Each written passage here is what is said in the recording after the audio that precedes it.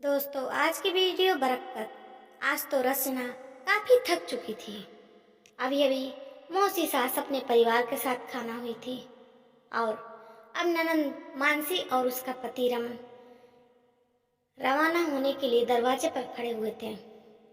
लेकिन रवाना तो तब हो ना जब घर वाले उन्हें रवाना होने दें। अंदर काफी देर तक बात करने के बावजूद भी दरवाजे पर जब तक आधा घंटा बात न होकर लें तब तक भला हम भारतीयों की मेहमानबाजी पूरी नहीं होती। यही हाल यहाँ पर भी था। सब लोग खाना खा चुके थे पर रचना का खाना बाकी था। उसे बहुत जोर से भूख भी लग रही थी। वो बस फटाफट रसोई में जाना चाहती थी अपने लिए खाने की थाली लगाने के लिए, पर कोई उसे जाने नहीं दे रहा था। अरे रुको तो सही भाभी, चले जाने अंदर, इतना जल्दी भी क्या है? हम कहाँ रोज रोज आते हैं। मानसी ने रचना को रोकते हुए कहा। बहू, तुम अंदर क्या करोगी? मेहमानों को पहले रवाना करना चाहिए, नहीं तो मेहमान बुरा मान जाते हैं। सास जमुना भी हंसते हुए बोली।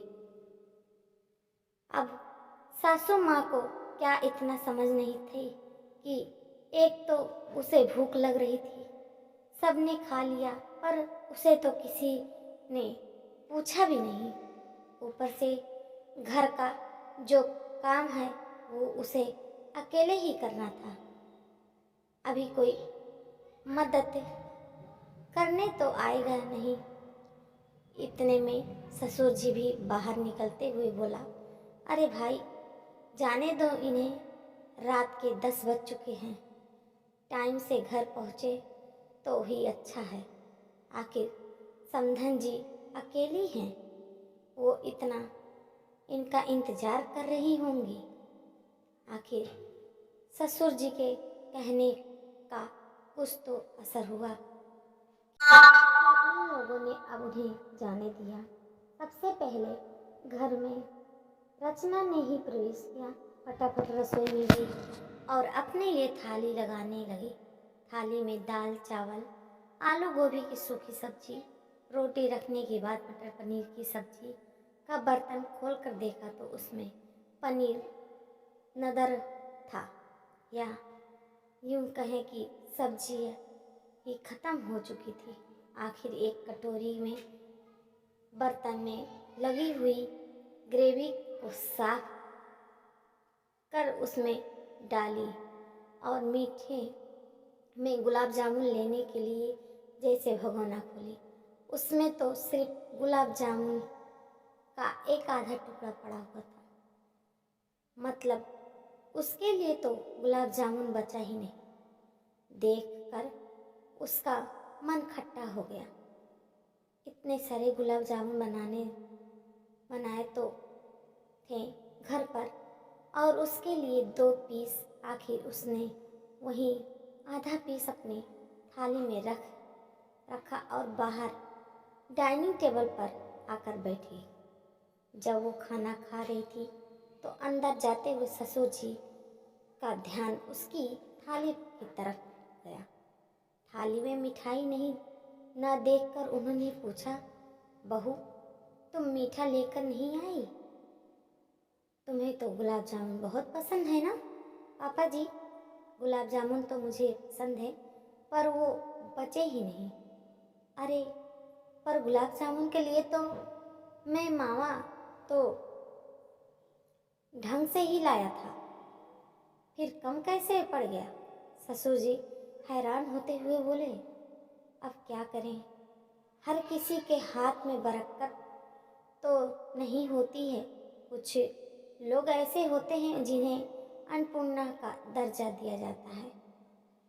वो थोड़े में ही बरकत कर देती हैं, और कुछ ऐसा होते हैं जो भरे हुए में से भी खाली कर देते हैं। तुम्हारी बहू के हाथ में बरकत तो है ही नहीं। इसकी बनाई हर चीज़ में कुछ न कुछ कमी पड़ ही जाती है। जब देखो खुद के लिए कुछ नहीं बचा। सासू माँ ने पीछे से ताना मारा और अपने कमरे में जाने को मुड़ गई। रचना के हाथ खाना खाते खाते रुक गए। आखिर भला ये भी क्या बात हुई? पापा जी मावा तो लाए थे, उसमें से थोड़ा मावा तो मम्मी जी ने फ्रिज में ये कहकर रखवा दी कि कल रबड़ी बनेगा। बाकी बचा हुआ मावा रचना को दे दी, जिसमें गुलाब जामुन बने थे। पर मम्मी जी ने सेकी बघारते हुए गुलाब जामुन पैक करके अपनी बहन और बेटी के ससुराल भेज दिए। अरे एक दो पीस रख लेती तो क्या बिगड़ जाता? पर तभी रचना ने कहा, पर मम्मी जी गुलाब जामुन तो अपने दीदी और मौसी को पैक करके दे दी। ये सुनते ही ससुर जी ने जमुना जी को तरफ हैरानी से देखा। अपने पति को अपनी तरफ हैरानी से देखते हुए देखकर जमुना जी बोली, अरे एक दो पीस ही तो पैक किए थे, और वो भी सिर्फ मानसी को। मेरी बहन के लिए तो बचे ही नहीं। भला इतने थे भी जो बच जाए? अरे तो वही एक दो पीस बहू के लिए भी रख लेती। जरूरी था क्या पैक करके देना? पापा जी ने कहा, अब दे दी मैंने तो मुझे क्या पता है कि इसने अपने लिए रखी ही नहीं, और वैसे भी घर पर उसकी सास अकेली थी, इसीलिए भेज दिए।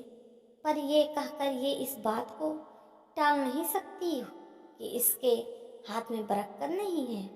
आज पहली बार ही थोड़ी न कम पड़ा है। इसके हाथ से बने हुए खाना तो अक्सर ही कम पड़ते हैं। अपनी बात को सही बताते हुए सासू माँ कमरे में चली गई। आखिर थोड़ी देर और रुकती तो ससुर जी डांट जो पड़ती। ये तो अक्सर होता था। जमुना जी की ये आदत थी कि अक्सर मिठाई और सब्जियां के लिए कोई भी सामान घर में आता तो उसमें से थोड़ा सामान तो वो निकाल कर किसी दूसरे चीज़ में को बनाने के लिए रख लेती, और बचे हुए सामान को वो मिठाई या सब्जियां बनवाती। अब जाहिर सी बात है, जब मात्र पहले से ही कम कर दे गई तो वो सामान भी कम ही बनेगा, और बाद में जब वो सामान कम पड़ता तो कहना नहीं भूलती कि बहू के हाथ में बरकत नहीं है। खैर दूसरे दिन वो मावा रबड़ी बनाने के लिए निकाली गई। रचना ने जमुना जी से कहा, मम्मी जी थोड़ा सा दूध एक्स्ट्रा इस्तेमाल कर लेती हैं, कोई घर पर आए तो कम से कम सबके लिए रबड़ी रह तो जाएगी। अरे नहीं नहीं बहू, बेवजह सामान खराब नहीं करते, और कोई नहीं आने वाला अभी। तुम तो जितना तुम्हें दूध दिया है उसी में रबड़ी बना लो। आखिर जमुना जी की बात मानकर रचना ने मावा को दूध में अड़ोल कर उसकी रबड़ी बनाई। जब खाने के साथ उसने रबड़ी परोसी तब ससुर जी ने कहा, अरे वाह, आज तो रबड़ी बहुत ही अच्छी बनाई है। क्या मावा डाला है इसमें? और नहीं तो क्या मावा डालकर ही तो बनाई है, जमुना जी ने कहा। पर मावा लाया कौन? मेरे अलावा तो घर से कोई बाहर जाता ही नहीं, सब लेने। ससुर जी ने हैरानी से उसकी तरफ देखते हुए कहा, दिमाग हो तो सब काम होता है।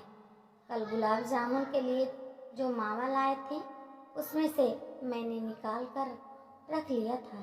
सारा मावा यूं ही खराब करने के लिए थोड़ी ना था। आखिर घर में बरकत यूं ही नहीं होती।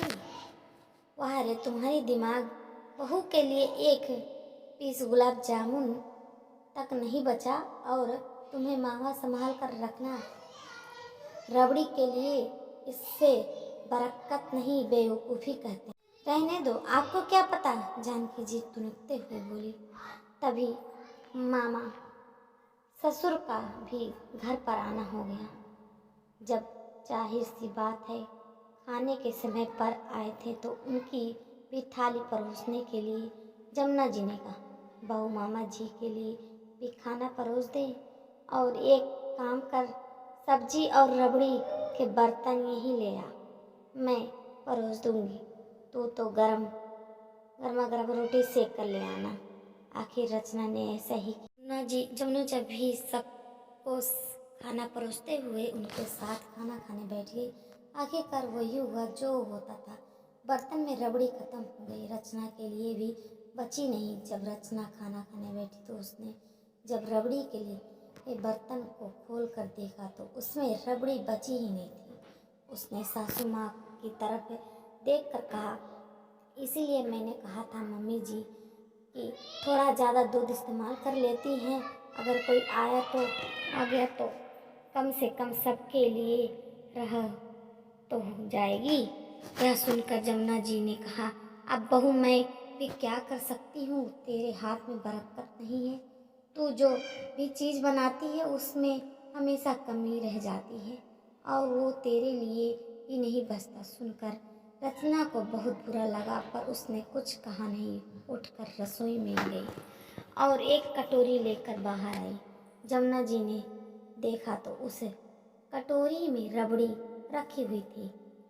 ये क्या है बहू, तूने मुझे बताया वगैरह अपने लिए पहले से ही रबड़ी निकाल कर रख ली, ये तो गलत बात है। भला घर की बहू को ये सब शोभा देता है?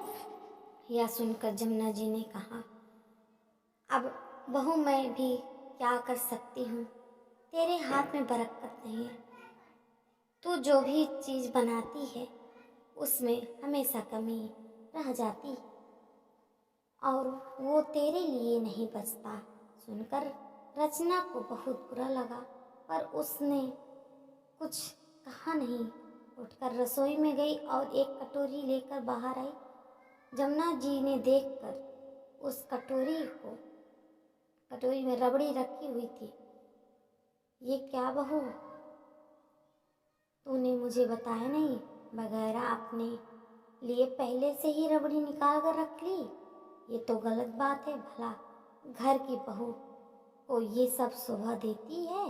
मम्मी जी, उस घर की बहू को ये सब शोभा देती है जहाँ बहू के लिए कुछ भी नहीं रखा जाता और अंत में यही कहा जाता है कि बहू के हाथ में बरकत नहीं है। मैंने डिसाइड कर लिया है कि आइंदा कोई भी चीज़ बनेगी तो यह तो मैं अपने लिए पहले से ही निकाल कर रख लूँगी या फिर मैं पहले से ही खाना खा लूँगी। और वैसे ही कल आपने ही कहा था कि इसके लिए अपने लिए निकाल कर नहीं रख।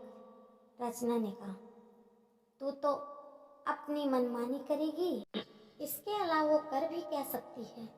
तुमने ही तो मजबूर किया है उसे यह सब करने के लिए। ये तो तुम सुधर जाओ या फिर वो जो कर रही है वो सही है। जब खाना उसे बनाना है, काम उसे करना है तो रसोई भी की जिम्मेदारी उसे ही दे दो। क्यों बेवजह सामान में से आधा सामान निकाल कर रख लेती हो और फिर बरकत की उम्मीद भी बहू से ही करती हो? आखिर ससुर जी ने कहा तो जमुना जी इसके आगे कुछ कहा नहीं पाई। कुछ दिन रचना ने ऐसा ही किया तो अपनी आप ही जमुना जी को समझ आ गई कि अब रसोई की जिम्मेदारी बहू को दे देनी चाहिए। जी हाँ दोस्तों, हमारा वीडियो पसंद है तो लाइक से सब्सक्राइब जरूर करिए। ऐसे ही मिलते हैं अगली वीडियो के साथ। धन्यवाद।